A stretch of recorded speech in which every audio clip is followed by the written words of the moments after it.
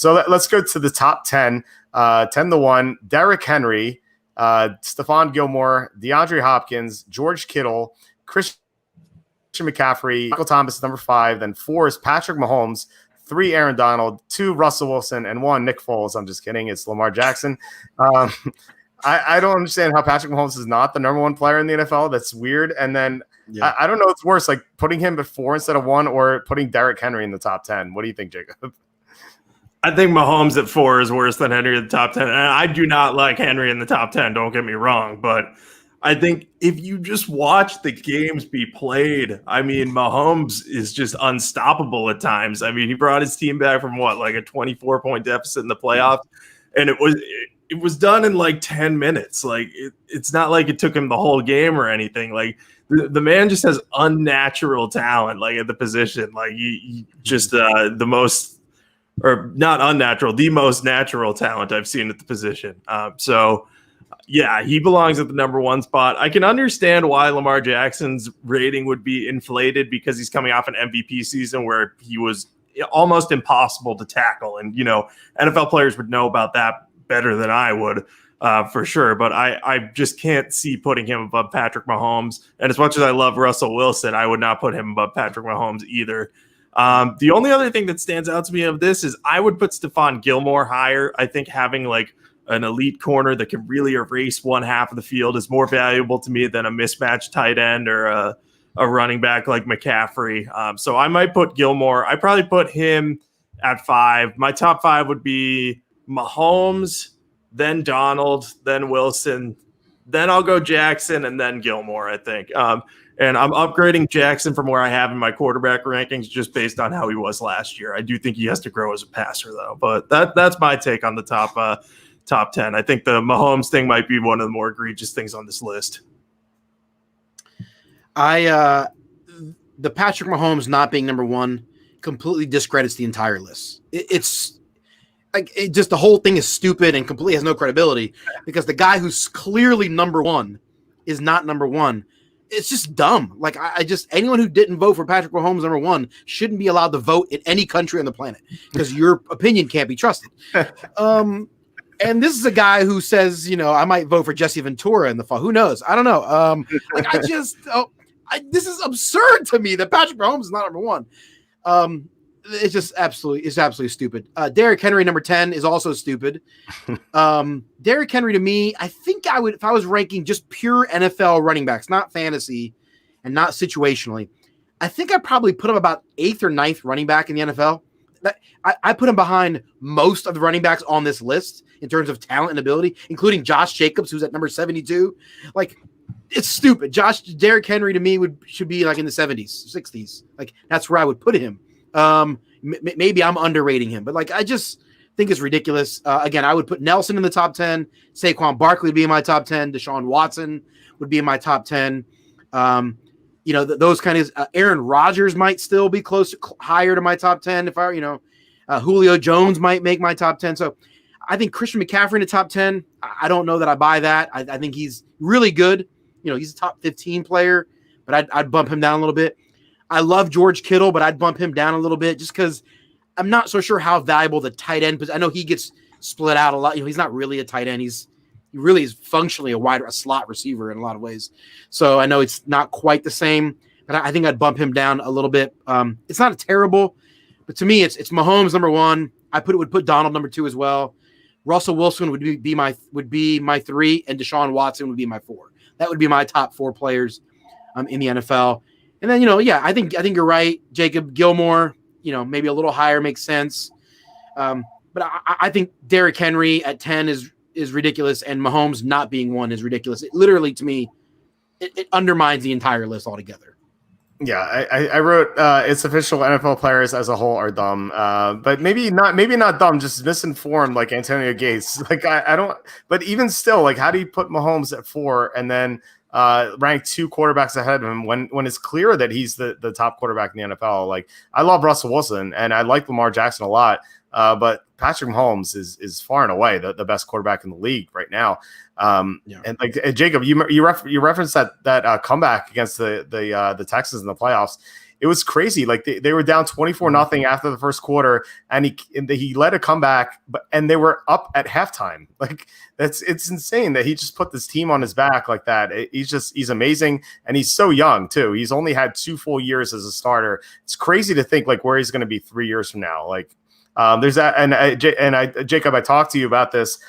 Kenny, I don't know if you heard this or not, but the Westgate has a prop on over under Super Bowls won by Patrick Mahomes until the year 2031, I think, and it was like over 1.5. Kenny, I asked Jacob this last week. Kenny, what would you? I would take the over on that easily. I mean, he's got to win 2 more. That's it. Yep. Yeah, I mean, I know that's it. I mean, that sounds, but two in the next 11 years, I think that's a pretty solid bet. I agree. I was talking to our proxy, Andy, and I was like, I think I'm going to bet the over, and he's like, yeah, you're probably going to win, but do you want to invest? You want to put that money away for 10 years? I was like, yeah, that's probably right. You should probably invest it somewhere else. But yeah, Mahomes, I'd be shocked if he wins fewer than 3 Super Bowls by the time it's all said and done. Who knows? Maybe he passes Tom Brady. He has that potential. I'll tell you one other quick. I mean, I was watching that Tennessee Chiefs game during the playoffs with my now wife, at the time girlfriend. She doesn't watch sports at all. She doesn't know anything about football and whatever. She doesn't know anything. And we're watching the game, and she, I was watching. She was doing whatever girls do on their phone. Anyway, and so she was like, we're sitting there, and she's like looking at the TV, and she goes, "Well, that guy seems to be like he's like like faster than everyone else. Like it was a play when he ran down the sideline and kind of tiptoed." She goes, "Do guys usually do that? Is that normal? That just seems like really abnormal, right?" I said, "Yes, baby, that is abnormal. He can do things that other guys can't do." Like, she doesn't even know football, and she's watching and going, "That guy just seems to be able to do things the other guys can't do. That's interesting." Even a novice it just stands out to her. And I think all of us who know football watch and go, "This guy can do things that no one else can do." In a way, he's better, seemingly in almost everything than everyone else doing it right now. Yeah, for sure. I want to get to something Andrew Paul saying. He says, "You guys don't understand this list. The top 100 players of 2019, not overall. Jackson was the best player last year, but he's not the best player overall. That's not what this list is for." Well, first 2 things. Like, one, this list is called the top 100 NFL players of 2020, and so it's supposed to be for 2020. And second, Jackson was not better than Patrick Mahomes last year. Patrick Mahomes was injured, and he was for a segment there. Jackson was better because Mahomes wasn't playing or he was banged up. But if you include the playoffs, like, I don't know how you can say that Jackson's better than Mahomes. Right. Yeah, and I would say if the goal of this exercise is supposed to be about the top 100 players of 2019, then the list should be called the NFL's top 100 players from 2019. So then it's a retrospective. But it's presented as such that, ahead of the upcoming season, here are the top 100 players. So they may be grading it based off of last season, but it's supposed to have a future projection to it. And I would agree that Mahomes was better than Jackson last year. Jackson won MVP because of the stats and, frequently, anytime there's an MVP race, the people voting will try to pick a new person if someone is comparable to someone who's already won. That tends to be what happens, at least in what I've experienced. So I think that the list's title and how it's done can be a little misleading, but it is for the upcoming season. I thought the list, I know you're wrong. The way I kind of viewed this list is if I was a GM drafting, drafting for 1 year, we lose Jacob there. I don't know what happened there. Yeah. But if, in my mind, if we're drafting and, I'm a GM selecting a team for this 1 year, who's my first overall pick, right? And my first overall pick is going to be Patrick Mahomes, right? I mean, that's the way I look at this list when I'm creating the list. Who would I draft first if I was drafting for a team this season? Yeah, no, I definitely agree with that. I don't think it makes sense to go back to 2019. I think they look ahead. They actually do say for 2020. Do you guys have any snubs? I have a list. Kenny, you mentioned Carson Wentz earlier, and we had someone mention Mark Andrews looking for the. So here we go. Robert Stewart says Mark Andrews not being in the top 100 is a joke. Yeah, you could definitely put Mark Andrews there for sure. So my list of snubs would be AJ Brown, receiver for the Titans. So I think if you put DK Metcalf there, I think you have to put AJ Brown there. Kevin Byard is excluded from this list every year. I think he's one of the better safeties in the NFL. Lyle Collins, tackle for the Cowboys. I think he was better than Tyron Smith last year. Tyron Smith has a back issue, and I think he's regressing, but Collins definitely belongs. Kenny Golladay, I think, should be in the 75 to 100 range. Then you have Anthony Harris, safety for the Vikings, great player last year. Lane Johnson, tackle for the Eagles. Without him, Carson Wentz always struggles. So I think Lane Johnson belongs. Shaq Mason, one of the better guards for the Patriots, or one of the best guards in the NFL for the Patriots. Matt Ryan, I thought was weird. He's definitely better than Tannehill, better than Cousins, better than Prescott, better than Garoppolo. Like, if you're going to put those guys on the list, Matt Ryan belongs. Justin Simmons, safety for the Broncos, excellent player. And then Cortland Sutton, who's really becoming an all-star receiver. So Jacob and then Kenny, and do you have any snubs that you can think of? I've got two, and I think I switched places with you, Kenny. I accidentally X'd out of the tab, so that explains why we're in different order now, in case you were wondering. I think Joe Thuney from the Patriots is another guy who doesn't get enough credit. He's an awesome left guard, and he can play any position up front. They play him at guard because that's where they need him. But if they need him to play tackle, he could do it, and I think he would do a good job there. If he needed to play center, could easily do it. So he could play literally any position up front. I also think Terry McLaurin deserves a little bit of love. I agree that A.J. Brown was a big snub, but I think McLaurin kind of completes that group of year two receivers who are going to step up this year. But McLaurin last year nearly eclipsed 1,000 yards with, Dwayne Haskins playing terribly at quarterback, Case Keenum struggling through injuries, Colt McCoy. There was a coaching change, and he didn't even play a full 16-game season. I think McLaurin this year will play well enough to get onto the list and, maybe crack a good spot up there. So those are my two big snubs, but I agree with a lot of the guys you mentioned, Walt. Obviously, Carson Wentz is the big one, too. He absolutely unequivocally belonged on this list. Yeah, I think you mentioned Lane Johnson. That's a good one, Walt. I actually kind of forgot about it. I don't know why. We were talking about all the offensive linemen. A couple other guys. Kenny Golladay is also that's a great one I didn't think of. How about a kicker? We can't get a kicker on the list. How about Tucker? I feel like we make fun of kickers a lot, but Justin Tucker, man, has had a credible run.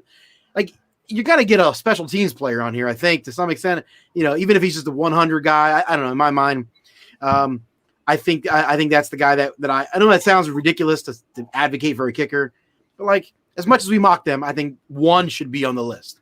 How about Armstead, Eric, or is it Eric? Am I pronouncing his name right? Is it Eric Armstead? Yeah. Mm-hmm. I was talking earlier, like the Niners, their front line has been dominant. But really, Armstead's the guy that kind of is kind of the captain of that defense in a lot of ways. So I don't know. I felt like as I've been watching the 2019 season, I've just been taking notes and guys that stand out to me that I maybe was not familiar with or didn't know how good they were. And I thought, man, this guy is like really kind of captaining this defense. So I felt like that feels like a snub to some extent. Matt Ryan also definitely a snub in some ways. Melvin Gordon. How's Melvin Gordon not on the list? And Melvin Gordon did I forget? Did he retire recently? He plays running back for the Denver Broncos in the NFL, right? He's one of the best running backs in the NFL. I think he's better than Derrick Henry as a pure running back, in my opinion. His teammate, Mr. Lindsey, I think Mr. Lindsey is a great player. I might have him close to maybe just outside the top 100. But he's in competition with, in my mind, he's better than Chris Carson. In my opinion. So there's a couple guys that I like a lot that I think should have flirted with the top 100, but are off the list, including a kicker. Well, the danger with including a kicker is that you have to include punters, and then you have to include long snappers, and then you really get in trouble. So if Antonio Gates doesn't know most players, he's not going to know any kickers, punters, or long snappers. Let me just get one. Can I get one? Can I get one guy? One? Oh man. Okay, that's fine. We'll give you that one. So 2 comments before we get out of here. One, so from Andrew Paul again. He's saying if you put this list in top 100 of 2019, it makes sense. And then he references Ryan Tannehill. He was the 68th best player last year. Tannehill wasn't the 68th best player last year. Like he managed the team well, but he wasn't that good. But I actually just went to the website, the NFL.com website, and it literally says the top 100 players of 2020. It doesn't say 2019. It says of 2020. So the list is wrong. And if the players are voting that way, then they're incorrect. And I have the official description. I'm on Wikipedia, but the description of the list is the rankings are based off an off-season poll organized by the NFL, whereby players vote on their peers based on their performance for the recent NFL season. So the NFL.com is wrong. Look, I guess Wikipedia is wrong because NFL.com. I think Wikipedia. Wikipedia is wrong. So NFL.com says of 2020. It's what it says. Anyway, so last one. It says ironies that you say Carson Wentz struggles without Lane Johnson, but you give him lots of credit and then criticize Dak Prescott when he struggles without Tyron Smith, and he's bad. Look at what Carson Wentz did last year with all of his receivers injured. He had offensive linemen go down like flies. He brought the team to the playoffs. He beat Dak Prescott, by the way. And I think that Carson Wentz, is definitely better than Dak Prescott. I don't know how you can watch those two and think Dak Prescott's better. Of course that Carson Wentz is going to struggle without his best lineman or best tackle. Every quarterback's going to struggle that way. But the fact that Wentz has done this and Prescott has not succeeded when all of his players have gotten injured. So that's what I think about that. Jacob and Kenny, any thoughts?